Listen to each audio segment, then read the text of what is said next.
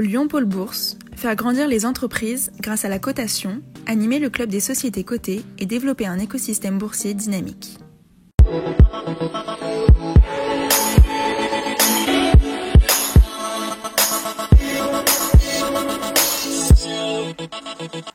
Bonjour et très heureux de vous retrouver dans Bourse et Valeurs, le rendez-vous hebdomadaire des entreprises régionales cotées sur lyondécideur.com et ses réseaux sociaux.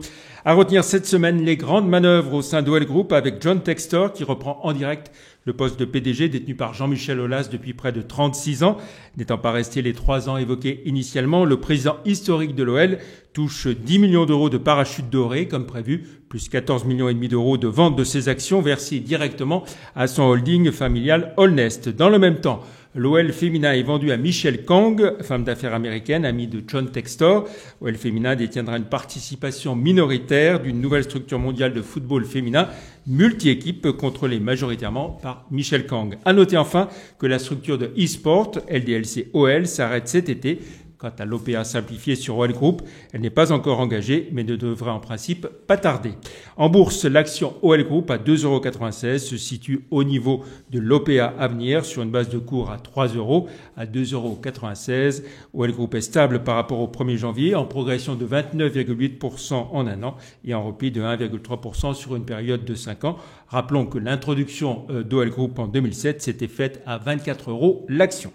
On retrouve à présent notre invité, Olivier Soula, bonjour. Bonjour. Merci d'avoir accepté notre invitation. Alors vous êtes le tout nouveau directeur général d'Adosia, société de biotechnologie lyonnaise, société dont vous êtes le cofondateur avec votre père en 2005 et votre frère, Rémi.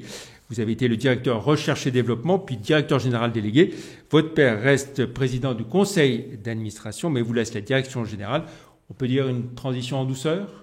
Tout à fait, et c'est bien comme ça qu'il faut le voir, et néanmoins une transition, puisque ce nouveau rôle m'amène à décider pour la société de ses engagements business et financiers. Et je suis très fier de prendre cette nouvelle responsabilité, évidemment. Alors on peut dire que c'est une étape importante dans la vie de l'entreprise, que vous connaissez bien depuis sa création. C'est un avantage incontestable de bien la connaître, évidemment. Évidemment, on a l'habitude de dire qu'une société comme la nôtre se pilote comme une Formule 1. Donc, être à la fois inventeur, manager des équipes et avoir eu la chance de développer cette société, notamment avec mon père et mon frère pendant longtemps. On a signé des deals, on a donc l'expérience du business et on est très bien connu dans ce domaine. Alors, on va rappeler votre cœur de métier, Olivier Soula, tout ce qui est recherche et développement de solutions thérapeutiques innovantes pour le traitement de maladies métaboliques, notamment le traitement du diabète et de l'obésité. Tout à fait. C'est tout à fait juste de bien préciser qu'effectivement, c'est des maladies du métabolisme. Et ce qui nous met aujourd'hui dans une situation très intéressante, puisque on a vu qu'il y a une évolution des grands acteurs du diabète, pour ne pas les nommer, Lilly, Novo, qui ont évolué vers des traitements de l'obésité et qui font leur succès. Aujourd'hui, Lilly est passé numéro 1 mondial des capitalisations boursières de la pharma. Et ces sociétés donc, ont développé ce qu'on appelle des hormones de satiété. Et aujourd'hui, nous avons aussi un produit unique dans ce domaine, puisque nous avons combiné à une insuline une hormone de satiété qu'on appelle le PRAM. Donc ce produit s'appelle M1-PRAM et ce produit suscite beaucoup d'intérêt. Alors on va avoir l'occasion d'y revenir pour donner quelques chiffres, quelques éléments. Donc vous avez 3 plateformes technologiques propriétaires, beaucoup de candidats à médicaments et vous détenez quand même 25 familles de brevets. Tout à fait, ça c'est évidemment la caractéristique de cette société, c'est d'être une société d'innovation. Mais aujourd'hui il y a une évolution quand même très forte puisque l'année dernière, en lançant 2 études de phase 3 sur une nouvelle formulation d'insuline, une insuline ultra rapide en Chine, BC Lispro, la société a pu montrer qu'elle était maintenant devenue une société biopharmaceutique. Et c'est-à-dire qu'on est resté une société innovante, comme vous l'avez dit, on a inventé, développé de nouvelles inventions, de nouvelles plateformes technologiques, mais on a fait la preuve qu'on était capable de les amener jusqu'au bout de leur développement, jusqu'à la commercialisation.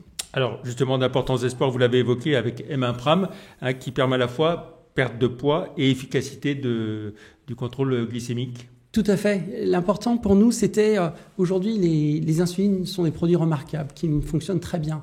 Mais malheureusement, toutes ces insulines causent la prise de poids. C'est des hormones de croissance.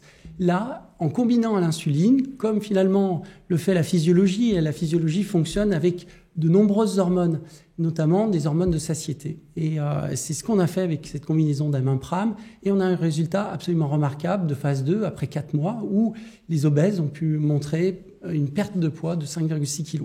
Ce qui nous place au meilleur niveau de performance des produits qui font aujourd'hui le succès que je viens de mentionner de Lilly et de Novo. Alors, donc vous l'avez dit, des marchés prometteurs, diabète, obésité, mais aussi des multinationales, vous les avez citées, en face de vous. Ça ne simplifie pas forcément les choses? Non, ça ne simplifie pas les choses, mais en même temps, on connaît si bien le domaine, puisqu'on est acteur dans ce domaine depuis 20 ans. L'application qu'on a visée avec Amimpram, c'est une population qui n'est pas servie, qui n'a pas aujourd'hui de solution thérapeutique pour perdre du poids et pour régler son problème d'obésité, qui est d'autant plus critique que ces gens-là sont diabétiques. Et donc, on a réussi, on a fait la démonstration d'un produit très efficace et unique, sans compétition à venir pour un certain nombre d'années. Alors l'enjeu pour vous maintenant, c'est de conclure des partenariats rapidement, très rapidement. Tout à fait, c'est notre priorité absolue évidemment, puisqu'on parle d'un asset important et qui se deal à un niveau global, quoi. Alors vous avez aussi des projets avec, vous l'avez cité, Dongbao, sur plusieurs produits. Ce partenariat fonctionne parfaitement bien. On est très heureux de. On va rappeler ce que c'est que Dongbao. Dongbao, donc c'est le leader de l'insuline sur le territoire chinois. Tonghua Dongbao, et Tonghua Dongbao a signé avec nous un partenariat de 135 millions de dollars. Aujourd'hui, on en a touché 55. Il reste à percevoir 80 millions de dollars. Plus des redevances à 2 chiffres sur les ventes de ces produits.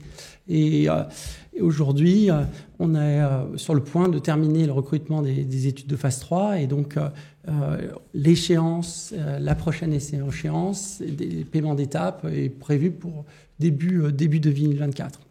Alors, il y a une certaine urgence, je le disais, sur le plan financier, parce que vous avez une position de trésorerie qui est de près de 14 millions d'euros au 31 mars 2023. Vous dites que vous avez engagé des discussions avec les prêteurs pour aménager les engagements de trésorerie.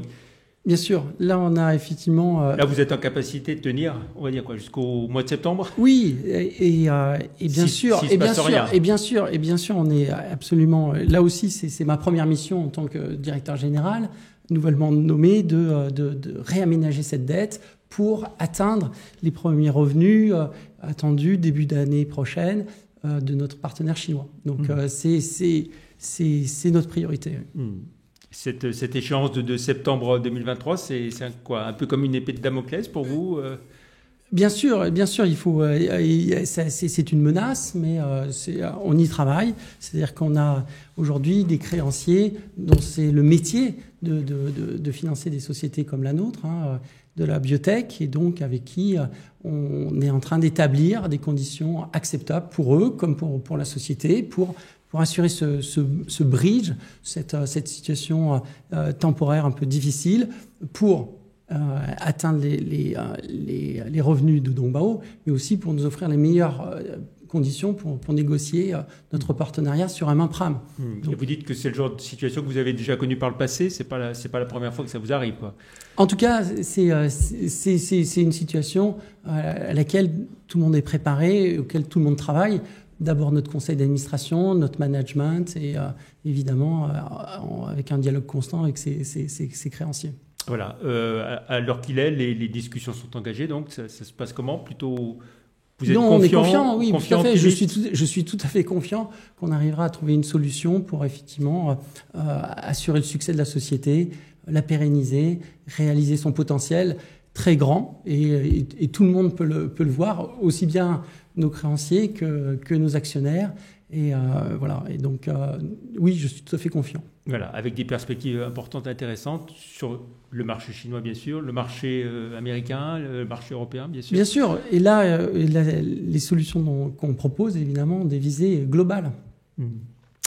Très bien, on va finir par regarder votre parcours en bourse, Olivier Soula. Au moment où on enregistre cette émission, vous cotez 3,55 €, 3,60 €, un repli de 10% par rapport au 1er janvier, de 33% en un an et de 82% en 5 ans. Mais donc la confiance reste et l'optimisme reste de rigueur pour la suite. Plus que jamais. Voilà. Et on va rappeler donc créé en 2005 Adocia, c'est une entreprise d'une centaine de personnes. Tout à fait. C'est une entreprise très pluridisciplinaire avec toutes sortes de métiers pour développer des produits complexes de biotechnologie. Voilà, et donc on a beaucoup parlé de M1 et puis c'est pas le seul, encore Bien une sûr. fois. Non, c'est clair. J'ai insisté sur le fait qu'on était devenu une société biopharmaceutique, mais on a aussi confirmé notre capacité à innover, puisque dernièrement, on a pu publier des résultats tout à fait remarquables sur une nouvelle technologie qui est là pour ambition de guérir le diabète de type 1, qui est un défi plus que centenaire. Et cette technologie permet d'implanter des cellules qui échappent au système immunitaire et qui sont tout à fait bien émergées dans l'organisme de l'hôte. Et donc ça, c'est un résultat aussi qui intéresse les plus grands, qui a de très très grandes ambitions. Très bien. Merci beaucoup Olivier Soula et félicitations pour ces nouvelles fonctions de directeur général. On aura l'occasion de suivre l'évolution de ces négociations dont vous nous avez parlé. Plus d'informations sur Adocia sur le site live.renex.com. Très bonne fin de semaine. À la semaine prochaine pour un autre Bourse et Valeurs. Merci, au revoir. Merci.